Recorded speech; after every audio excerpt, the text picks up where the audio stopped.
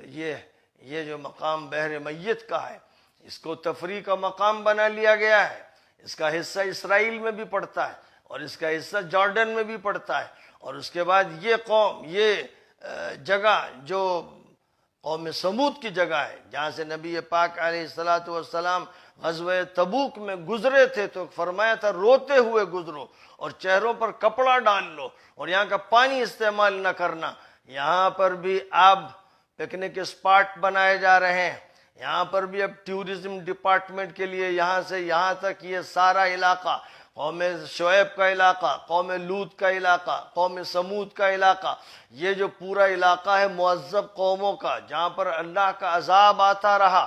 آج وہاں اسرائیل کے ساتھ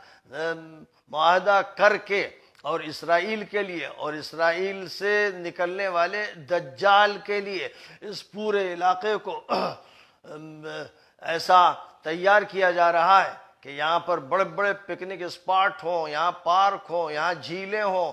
اور پھر ساحل، سمندر کے ساحل پر پوری عریانیت کے ساتھ یہاں ہر طرح کی بدمستیوں کی اجازت ہو۔ یہ سارا کام وہ کر رہے ہیں جن کو مدینہ منورہ میں مسجد نبوی، مکہ مکرمہ میں مسجد حرام کی ذمہ داری کی امانت سونپی گئی، اور اس پورے جزیرۃ العرب کو یہودیوں، عیسائیوں اور مشرکوں سے خالی کرنے کی ہدایت دی گئی۔ وہی مجرم اس دور کے آل سعود اب یہودیوں کے لیے اور دجال کے لیے اس پورے علاقے کو نہایت ہی ترقی یافتہ اور شریعت وریعت سے بالکل آزاد، ہر عریانیت اور بدماشی کے لیے تیار کر رہے ہیں، اور یہاں بہترین محلات تیار کیے جا رہے ہیں، یہاں تک کہ بادشاہوں کے اصل محلات اب ریاض سے زیادہ خوبصورت اس جگہ بنائے جا رہے ہیں جس کو نیوم کا نام دیا گیا ہے، اور وہ ایک معذب قوم، دوسری معذب قوم، تیسری معذب قوم، تین وہ قومیں جن پر عذاب آیا، ان کے خطے میں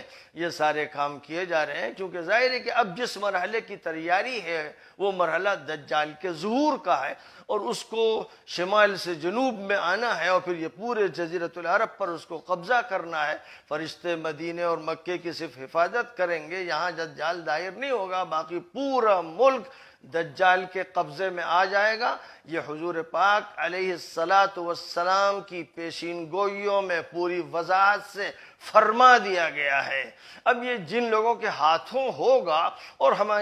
ہماری آنکھوں کے سامنے وہ ہو رہا ہے، ان سے زیادہ بدبخت اور بدقسمت اور مجرم تاریخ انسانی اور تاریخ اسلامی میں کوئی لوگ نہیں ہوں گے۔ یہ وہ حقیقت ہے جس سے نہ صرف واقف ہونے کی ضرورت ہے، پوری امت کو چوکنا کرنے کی ضرورت ہے، خاص طور پر ان لوگوں کو جو اس ملک میں کہیں بھی رہ رہے ہیں، ان کو بتانے کی ضرورت ہے کہ تمہارے رہتے ہوئے تمہارے بیچ میں امریکن اڈے کیسے ہیں،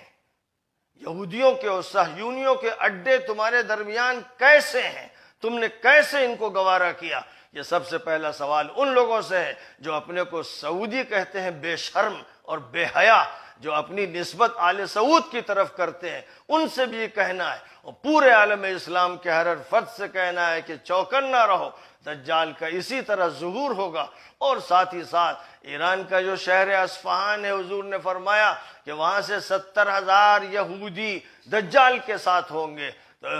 اندازہ کر لیا جائے کہ بدماشیاں کہاں کہاں سے ہوں گی، کس کس طرح ہوں گی، اور اس کے لیے معلومات بھی حاصل کرنا ضروری ہے، اور جو کچھ حضور نے فرمایا ہے اس لیے فرمایا ہے کہ تنبیہ ہو، لوگ چوکنا ہو جائیں اور چوکنا ہو کر خطرات کا مقابلہ کریں۔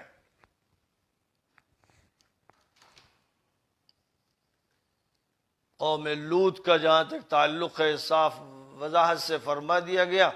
کہ ان پر عذاب الہی جو طے تھا وہ لے آیا گیا، اور اس کے بعد پھر اختصار سے اس مقام پر قوم شعیب کا ذکر ہے، لیکن اصحاب الایکہ کا لفظ استعمال کیا گیا ہے، اور ایکہ والوں سے مراد مدین کے جو جنگلات تھے،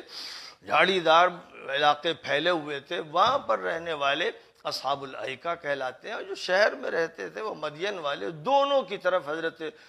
شعیب علیہ السلام مبعوث تھے۔ فرمایا گیا کہ یہ لوگ جو تھے حضرت شعیب کی قوم کے، یہ بھی ظالم تھے، یہ بھی ناکردنی پر تلے ہوئے تھے، یہ مشرک تھے، یہ کافر تھے، یہ مجرم تھے، تو ہم نے ان سے بھی انتقام لیا۔ اور دونوں کا ذکر فرماتے ہوئے ارشاد فرمایا وَإِنَّهُمَا لَبِإِمَامٍ مُبِينٍ، یہ دونوں قومیں، قوم لوط اور قوم شعیب، اس راستے پر آباد تھیں جو راستہ چلتا ہوا راستہ ہے، جو ایک عام روڈ ہے، اس پر یہ قوم آباد تھی. یعنی عرب کے جو لوگ، مکے کے لوگ، قریش کے لوگ، جزیرۃ العرب کے لوگ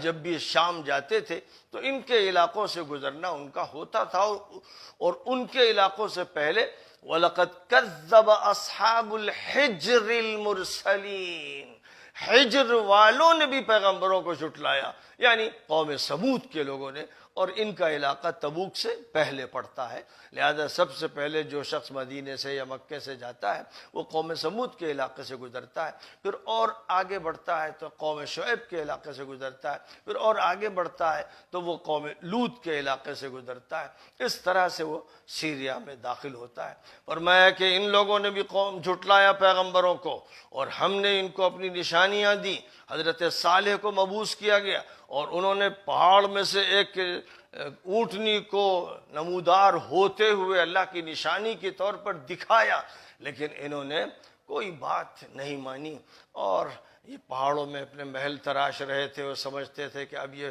ان پہاڑی محلات میں ہمیشہ رہیں گے. لیکن پھر ہم نے ان کی گرفت کی اور ایک چیخ نے، ایک دہاڑ نے صبح سویرے ان کو گرفت میں لے لیا.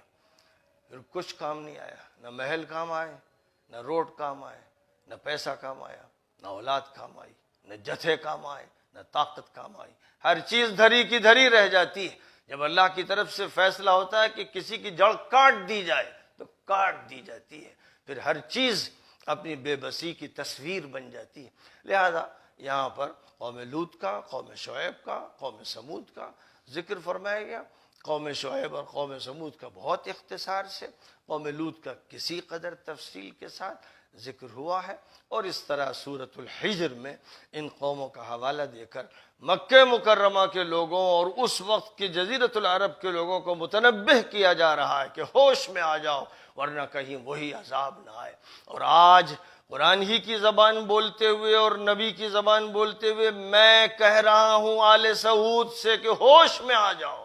آج جو تم حرکتیں کر رہے ہو کہ تم قوم لوط اور قوم سمود اور قوم شعیب کے وارث بننے پر تلے ہوئے ہو، ہر بدماشی، ہر غنڈہ گردی، ہر جرم اور شریعت کے حدود سے تجاوز کرنے کی جو حوصلہ مندیاں ہیں تمہاری، تم ان کے مظاہرے کر رہے ہو، پوری امت کو چڑھا رہے ہو، پوری امت کو چڑھا رہے ہو، مذاق بنا رہے ہو. قابض ہو تم حرمین شریفین پر، ہوش میں آ جاؤ ورنہ عذاب الہی جب آئے گا، جب وہ پکڑ کرتا ہے تو تم میں سے کوئی ایک فرد بچے گا نہیں، نیست و نابود کر دیا جائے گا. اس لیے قرآن کی ان آیتوں کو بھی پڑھنا چاہیے اور سابق دور کی باتوں کو بھی بتانا چاہیے اور حال کا بھی تذکرہ کرنا چاہیے. پوری وضاحت و صراحت کے ساتھ. باتوں کو چھپانا اور دبانا پیغمبروں کا کام نہیں ہے، نبیوں کا کام نہیں ہے، فرشتوں کا کام نہیں ہے، اللہ کے کلام کا کام نہیں ہے. اس لیے جو لوگ چپ رہتے ہیں، چھپاتے ہیں، بچاتے ہیں اور چپ کے اندر ایسے مجرموں کے ساتھ ہوتے ہیں، وہ بھی انجام میں ان کے ساتھ شریک ہوں گے. یہاں دنیا میں نہیں ہوں گے تو آخرت میں شمار کیے جائیں گے، کیونکہ جو جس کے ساتھ ہوتا ہے اسی کے ساتھ اس کا حشر ہوگا. وآخر دعوانا ان الحمد للہ رب العالمین.